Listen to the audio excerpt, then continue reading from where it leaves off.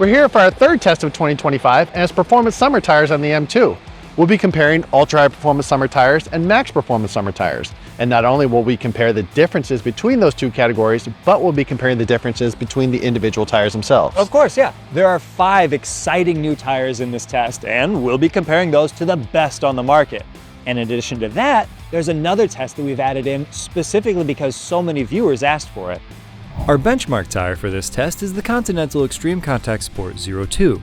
It earned the highest score in last year's performance summer tire test, so it's back to defend its title against the newest the industry has to offer.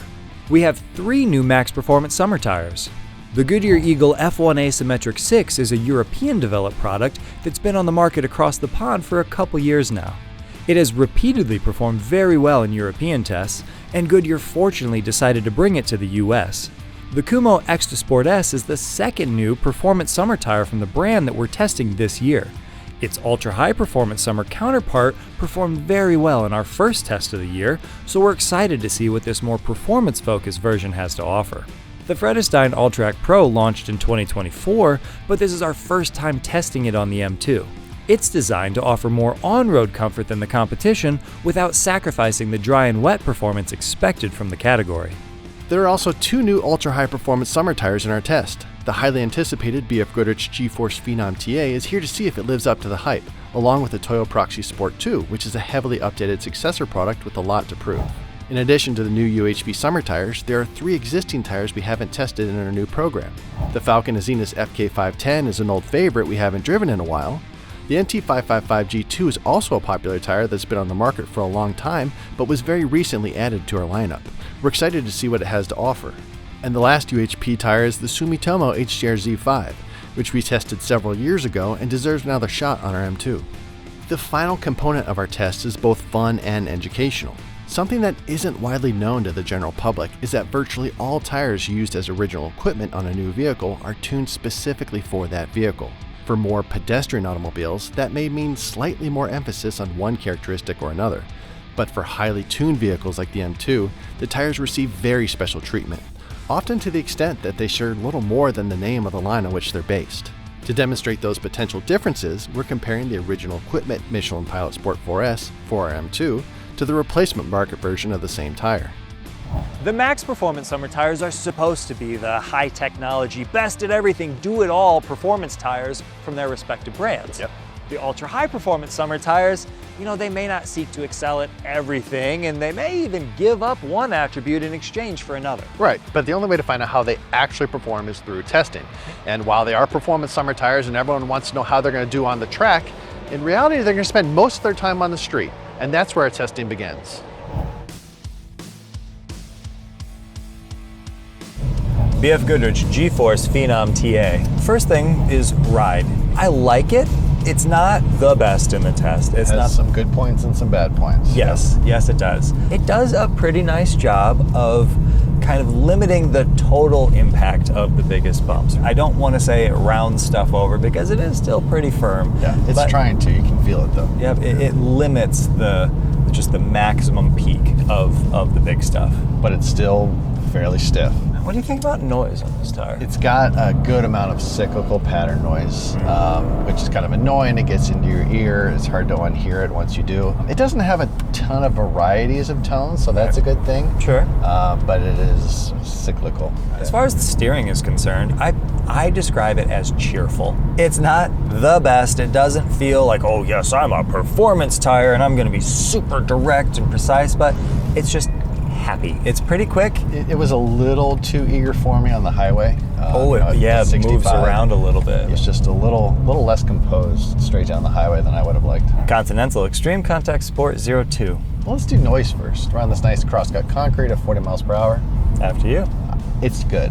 It's really good. There it is. Yeah, it's a max performance summer tire. Right. The overall noise volume is low, yes. Which is awesome. Right now, there's no real kind of artifacts popping out at me. No really offensive noises. That's awesome. Another thing that's good is the ride. Yeah. Something that I've always said about this tire is it doesn't necessarily filter out a lot of the imperfections. The texture of the road, you can kind of feel them through the structure of the tire. Right. It's not overly firm, It's not offensive in any way. It's performance tire doing performance tire things. Like it does a good job. Some people would call that a feature. Like I am one with the road right now. I like the steering on this tire too. It's fast, but not like, whoa, overly so. Right. It's direct. It lets me, it's accurate. It lets me put the vehicle right where I want. You know what I like? A little more heft, maybe a little more point from the front end, probably. Sure. But that's just because that's what I prefer. It's going to be well suited to a lot of cars. I agree.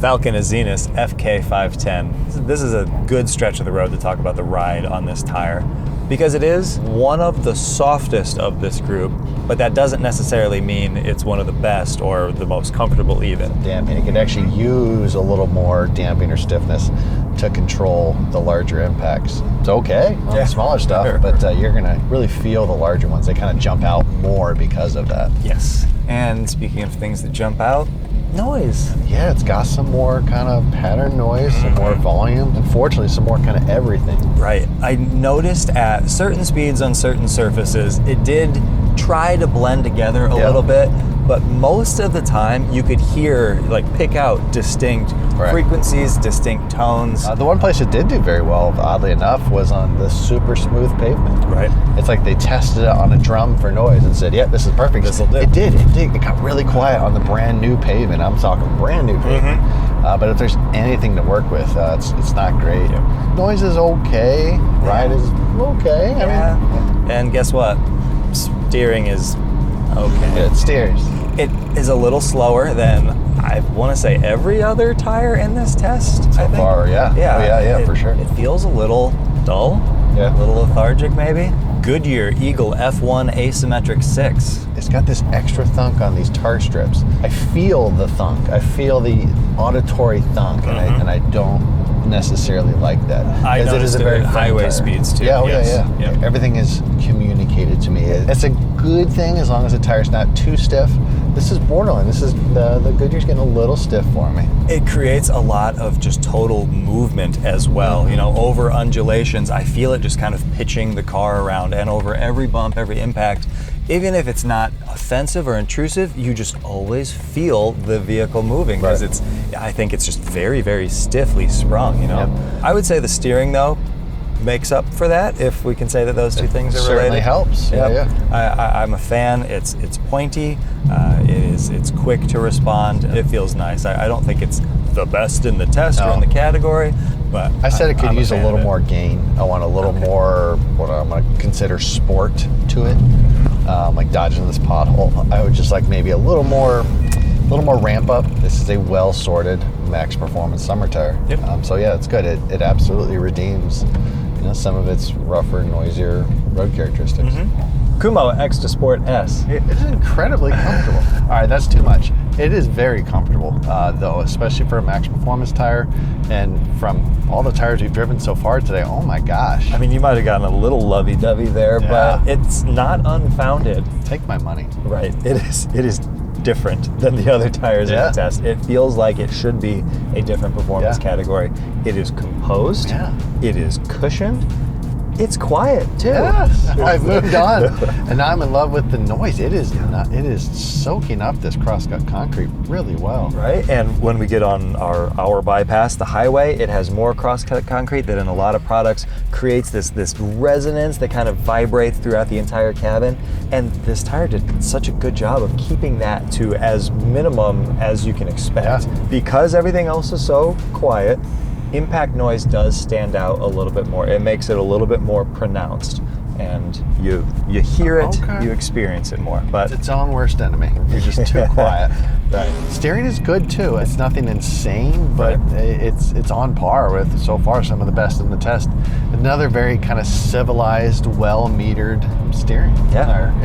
The Michelin Pilot Sport 4S. Yes. It's akin to like a progressive spring, where it can take some of the smaller bumps with less amplitude and kind of suck that up. But the bigger ones, you're going to run into that higher spring rate, and you're going to feel it. Yeah, I said it's as firm to harsh as anything in this test. Depending on what you have on your daily route, you may experience one thing or you may experience another, which is interesting. What do you think about noise?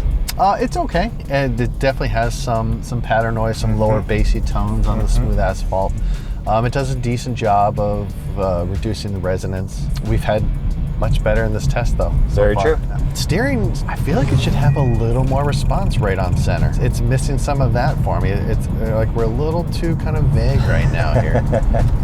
Again, it's good, it's fine, but we've driven sharper. The original equipment, Michelin Pilot Sport 4S. Before we got out here on the road, part of me was a little bit nervous that the OE tire, the original equipment Michelin Pilot Sport 4S, and the replacement market Pilot Sport 4S were going to be so similar that we couldn't differentiate between the two. Yeah. This tire is different than the replacement market tire. Everything is just stiffer, tauter. Small bumps are, you feel every individual distinct impact. Yeah, you feel cracks. Yes. Where the aftermarket only tire, you didn't feel that. Right. It translated over into noise for me. So things that were purely pattern born, so on a smooth surface, they sounded very, very similar. Yeah. Anything that is structure born noise though, so impact noise, tar strips, coarseness from like chip and seal, it feels different and it therefore sounds different. It feels like everything is just tighter. It's like when you turn up a snare drum and just the noise changes and you can feel it. And it also translates into the steering as well, right? On the aftermarket only, I was like, tighten it up a little on center. They did. They heard me. Right. And like you said, that they cranked it up. It is tight, it is responsive, it is firm. It's one of those where it's like, you need to like put some effort into it to get it off center. And I really like that. Absolutely. It's a return to what we used to love about performance tires that feels like maybe the market is kind of getting away from, but this is like old school performance in the best possible way. The Nitto NT555 G2. I mean, steering. It's a little loosey-goosey. It's not bad, but man, we've driven some absolute superstars out here today. This isn't it. If this was the only performance tire you had ever driven, you could be forgiven for saying, yes, this is a performance tire.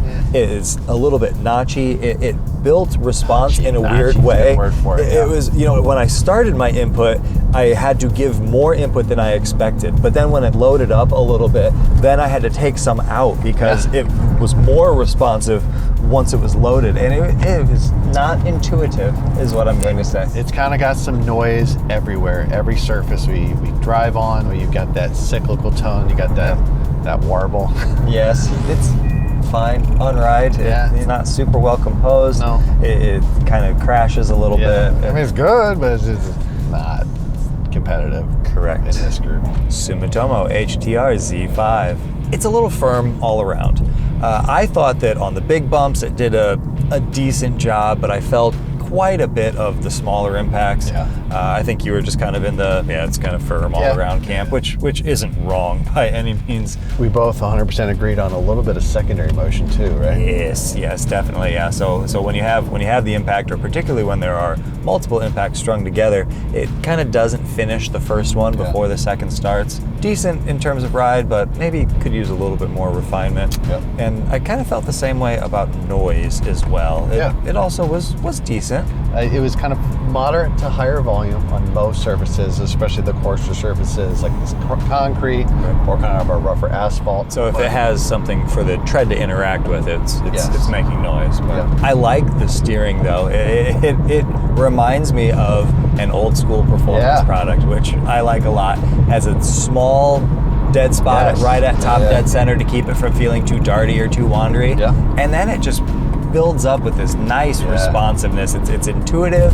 It feels like, it's the way performance tires should be. Toyo Proxys Sport 2. The Toyo never quite settles down. No. It's like you hit something and it's going to vibrate until your next hit. And then we're just going to compound it all the way down the road. It's not terrible, but it's annoying, especially when you know it doesn't have to be that way. Yes, you can feel it stringing together successive impacts because it takes it a little while to get settled after the initial impact, and it doesn't have that much time, so bam, the next one. It wasn't a huge problem, but it was something distinct that we noticed about this tire. Otherwise, it felt like a performance tire. It was a little bit firm, kind of stiff, but that's really expected from the category, to be honest. And then in terms of sound, it doesn't have any harmonics to it necessarily, but it's just higher volume, kind of gray, white noise. Again, that's okay with me. I'd much rather have that than kind of like the tones that fluctuate and pitch. but it was kind of noisy. Steering is nice. It has a very small dead spot, and then it responds quickly. It's quite pointy, changes directions really urgently. It's not quite to the point that it feels darty or like it's going to wander around on the highway, because it does have that small dead spot to have that solid on-center feel. Right. But Which man, is appreciated. It is, yeah, but it's quick to respond though. Vredestein All-Track Pro. It is a step above in terms of on-road comfort than most of the other Max Performance summer tires out here, right? Yeah, it's probably not the absolute best, but it's really, really close. Right? Yeah. Big hits I said were big. Shocker. I stopped short of saying it rounds over bumps, because it doesn't, but I think I said it cuts the tip off abruptly. So it does a good job of limiting the ultimate peak of the hit, which is cool. This is pretty good. Yeah. I mean, we're in a 19-inch performance tire in a performance vehicle. That's pretty comfortable. Yes. I'm happy with that. I agree with you. You were happy with noise too, right? Yeah, moderate volume on the rougher surfaces, but really does an impressive job quieting down as the road gets smoother. On our brand new asphalt, I called it excellent. It was quiet. Excellent. It was good. Relative to the performance category. Yeah. Steering's good. I feel like you liked it a little bit more than I did. Yeah. It feels nice. It has nice on-center feel. I just wish it felt a little bit more eager when I changed direction.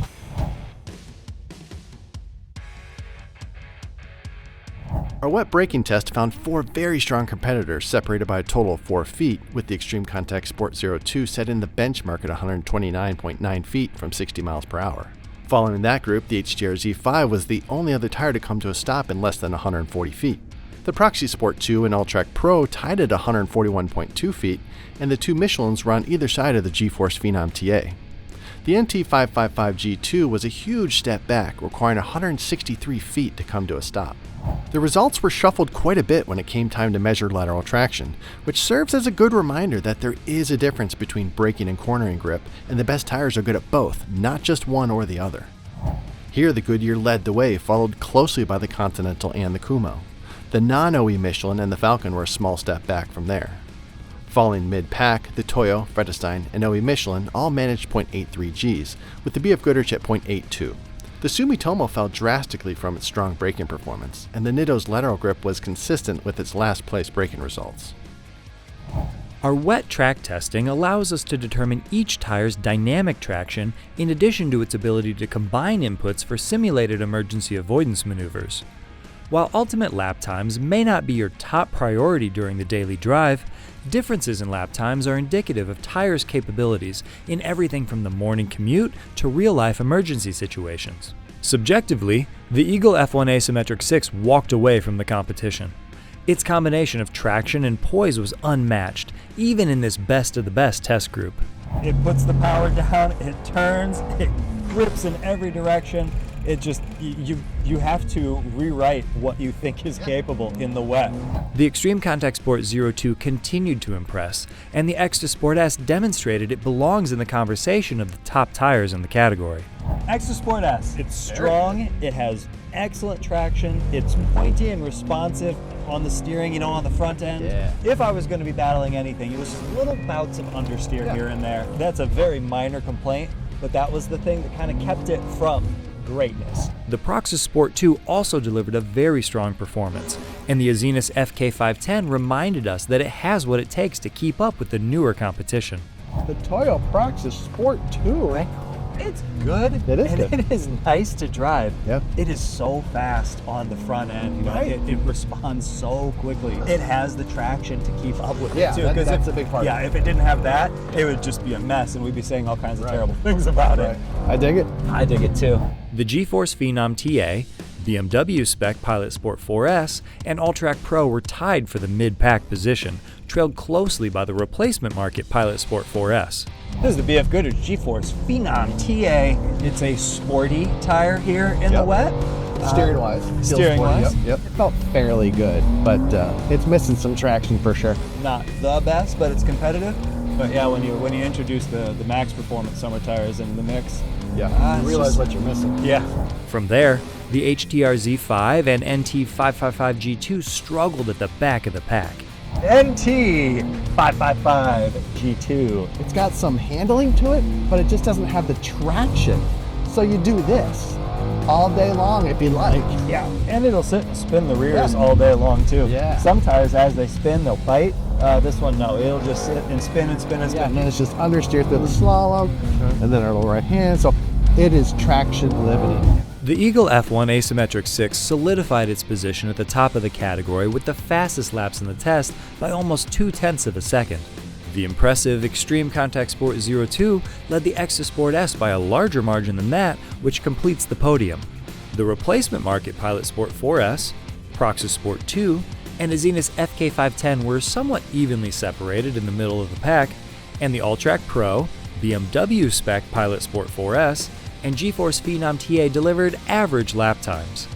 The HTR Z5 trailed the main pack significantly, and the NT 555 G2 was a huge step back by anyone's standards.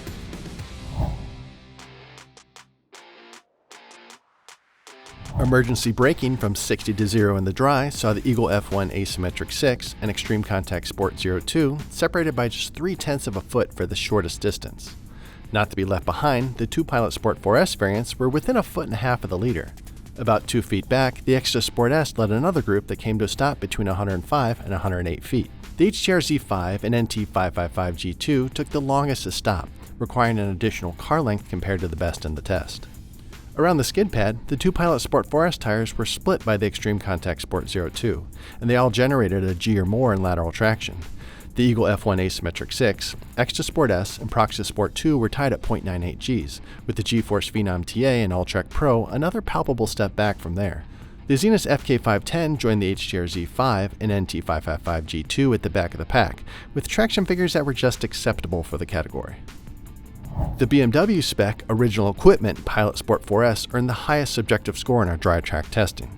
While it wasn't the fastest overall, its sharp, urgent steering and neutral handling balance meant it was fun and satisfying to drive. It feels so pointy. Yeah. It feels like, I just have to think about changing directions and it doesn't. It rotates usefully, but also eagerly. The Extreme Contact Sport 02 set the fastest laps, and it led the brand new Eagle F1 Asymmetric 6 and Extra Sport S in our subjective evaluation, if only by a small margin. Out here in the Goodyear, Eagle F1 Asymmetric 6. Just a teeny tiny step below the best tires in this test in terms of dry traction. It's right there. The steering maybe isn't quite as urgent, but still, man, very, very nice job of putting it all together. The Kuma Extra Sport S. And it's pretty good. It is good, isn't it? One of the things that it was missing is front axle authority. I wanted it to point a little bit better and be a little bit stronger on that front end. The replacement market Pilot Sport 4S was 5th overall, with the Proxys Sport 2 close behind. Toyota Proxys Sport 2. I love this tire steering through the slalom. It is so precise. I'm not the slalom king. I'm sitting next to the slalom king, but I feel like the slalom king in this tire. It works. And pointy, isn't it? It just loves changing directions. Very, very nimble. I'm comfortable saying that it's the best of the UHP products at what we're doing here right now. The next group was a significant step back, beginning with the GeForce Phenom TA that was over a point behind the test leader and 2/3 of a point behind the Proxys Sport 2, which was the highest scoring ultra-high performance summer tire. BF Goodrich GeForce Phenom TA around the dry track. It's really kind of a tale of two tires. When I got the tires, they were cool. Yeah. And they were pointy. It changed directions nicely. It felt like a solid foundation for me to work from. And then they got heat in them. And I got about 3/4 of a lap through, and I was like, okay, this is fine. But then they just kind of gave up on me. Yes. And they gave up hard. When I got back in the car for my second set of laps, it was a very different experience than the first time. Yep. It was more vague. It felt kind of smeary. From there, the Zenith FK510, Alltrack Pro, HTR Z5, and ultimately the NT 555 G2 were left far behind. NT 555 G2. It yearns for the drift. It does. It's like, man, too much throttle, drift. Too much steering, drift. Yeah. Off throttle, drift. Yeah. Braking? Sure, why not? Let's drift. Straight to drift. Yep. You know, I wish I could say that was cool, but it's not. It's just so unproductive. Yep. It's not even the good kind of drift. You're spending most of your lap concentrating on not losing time by being sideways. If lap times in the dry are your top priority, the Extreme Contact Sport 02 still holds the advantage. The BMW spec Pilot Sport 4S, Eagle F1 Asymmetric 6, and the replacement market Pilot Sport 4S were tightly grouped behind the Continental, with the Extra Sport S and the Proxy Sport 2 another small step back. From there, the Azenis FK510 and GeForce Phenom TA led the rest of the pack. The Alltrack Pro and HDR Z5 were adequate performers, and the NT555 G2 was way off the pace of the leaders. We always love when new tires come out. The brand's marketing departments, of course, make big claims and even bigger promises, but we get to put them to the test to find out what they can really do. Yeah, and it's awesome to see that even in this highly competitive category, tires continue to get better. In fact, the top tire in the wet, the top 2 tires on the road, and 3 of the top 5 overall are brand new. Performance summer tires are often used on high horsepower luxury sedans and SUVs and road-going sports cars that expect a high level of refinement along with the outright performance capabilities. And the Kumo Extra Sport S and Vredestein Alltrack Pro led the group on the road in this test. They're also the overall leaders when we add in last year's results, so we're confident saying they're the new standard for the category. Max performance summer tires, and to a lesser extent, ultra-high performance summer tires, are generally the best on the market when it comes to wet traction, and the Goodyear Eagle F1 Asymmetric 6 reset the benchmark in this test and in the category as a whole.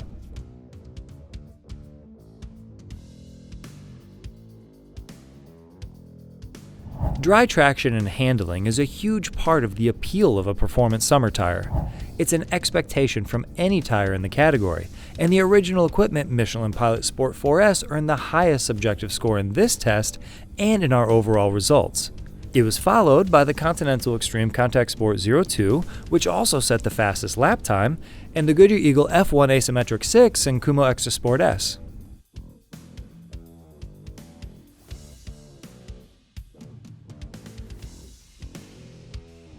When we put it all together, the Kumo Extra Sport S and Goodyear Eagle F1 Asymmetric 6 were just ahead of the benchmark Continental Extreme Contact Sport 02 for a tight top 3 in the test. The Continental was our previous leader in the category, so that means the Kumo and Goodyear are the top 2 tires in our combined results as well. We hope you found this test helpful for finding the right tire for your vehicle, based on what, where, and how you drive. Yep, and as always, thanks for watching.